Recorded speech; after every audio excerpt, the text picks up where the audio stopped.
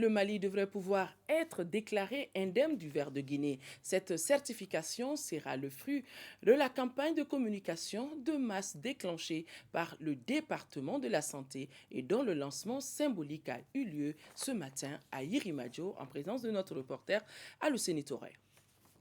De 1986, date de la souscription du Mali à l'éradication de la drépanocytose à aujourd'hui, beaucoup d'efforts ont été consentis. Ainsi, de 16 000 cas au départ, notre pays est arrivé à 0 cas depuis 1992, du moins en ce qui concerne la transmission à l'homme.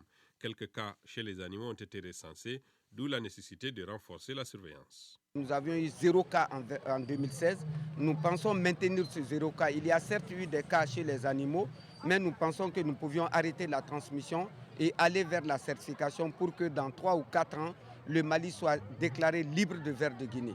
La campagne de communication ainsi lancée devrait permettre de parvenir à l'éradication totale du ver de Guinée grâce à la diffusion de spots à la télévision, au concours des chansons sur le sujet et à l'octroi de récompenses pour toute personne ayant détecté et déclaré un ou des cas, soit chez la personne, soit chez un animal.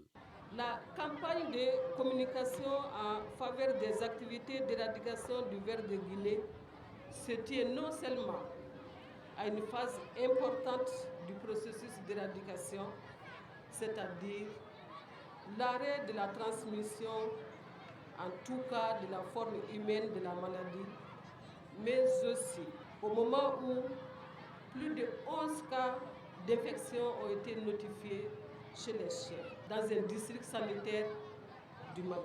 Cette campagne de communication sera mise en œuvre grâce au concours de l'OMS, de la Fondation Carter, de l'UNICEF et du ministère de la Santé. Les responsables